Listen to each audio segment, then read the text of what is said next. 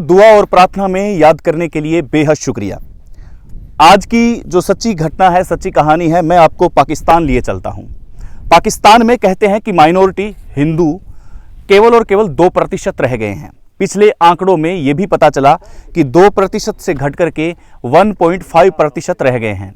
क्या कहानी है आपको मित्रों मैं बताऊंगा कि जब हम इंस्टाग्राम की दुनिया में और यूट्यूब की दुनिया में सर्च कर रहे थे, तब हमें पता चला कि जो हिंदू वहाँ रह रहे हैं उनके वहाँ पर बाल नहीं काटे जा रहे हैं। अमूमन तौर पर हमारे भारत की तुलना आज पाकिस्तान से करना बेहद ज़रूरी है। इस्लाम धर्म की भी बात करूँगा। क्या इस्लाम धर्म ये सिखाता है कि हम किसी व्यक्ति के बाल न काटें? क्या हम व्यक्ति से हीन भाव ना करें? अगर हम इस्लामिक कंट्रियों की बात करेंगे तो सऊदी अरबिया या अन्य जो देश हैं, इराक है, वहाँ पर ऐसी भावना का विकसित होना नहीं पाया जाता है। परंतु इस सृष्टि का एकमात्र ऐसा देश है पाकिस्तान। अगर आप हिंदू हैं और अगर आप नाई की दुकान पे जाके ये बताते हैं कि मैं हिंदू हूं और मेरी दाढ़ी और कटिंग करनी है, तो आपकी पहली बात तो हजामत नहीं की जाएगी। और अगर आप अपनी पहचान छुपा करके वहां पर दाढ़ी और कटिंग बनवाते हैं, इसके बाद में आपकी इतनी बुरी तरीके से पिटाई की जाएगी कि आपने कभी कल्पना भी नहीं की होगी। ये हिंदुओं की बात हो रही है। हमारे देश में कई बार ऐसी डिबेट चलती है जिस पर दोनों पक्षों को बिठाया जाता है। अभी अजमेर का जो इतिहास है उसके अंदर हमने एक रील डाली थी और हमने ये बताया था कि जब मुगल काल हुआ करता था यहाँ पे, उस दौरान यहाँ पर 60,000 मंदिरों को तोड़ा गया था।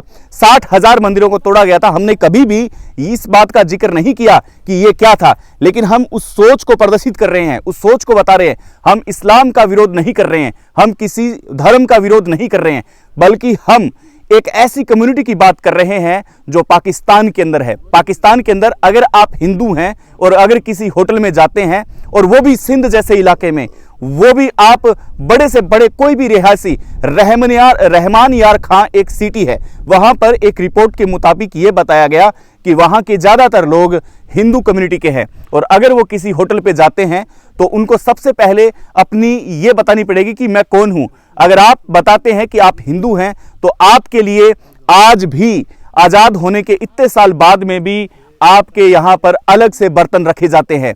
और अगर आपने मुस्लिम धर्म के बर्तनों को छू लिया तो इसके बाद में आपके लिए वो बर्तन किसी काम के नहीं रहेंगे, यानी कि मुस्लिम धर्म उसको नहीं अपनाएगा। ये एक कड़वी सच्चाई है और ये सत्य बात है कि आज भी पाकिस्तान के अंदर हिंदुओं की जिंदगी काफी दागदार हो चुकी है। और यही वजह है कि कुछ लोग सुसाइड करते हैं और कुछ लोग यहां भारत में आने पर मजबूर हो जाते हैं।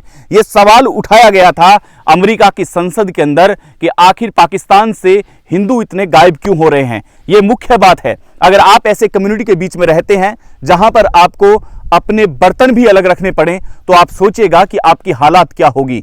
यहाँ पर सरकारी सुविधाओं के नाम पर उन हिंदुओं को वो ज़रूरतें नहीं दी जाती है जो ज़रूरतें भारत देश में हम माइनॉरिटी के लिए अवेलेबल करवाते हैं। एक बार सोच के देखिए कि क्या आप भारत में रहते हैं और क्या आप इस्लाम धर्म से हैं, ईसाई धर्म से हैं, और क्या यहाँ के हिंदू हैं जो आपके साथ मिलजुल करके नहीं रहते। एक बार दिमाग से सोचिएगा, क्योंकि ये सोचने वाली बात है। क्योंकि हिंदू लोग हैं वो पाकिस्तान में बहुत जिंदगी है जो अपने आप को ये समझते हैं कि वो कुत्ते की जिंदगी जी रहे हैं।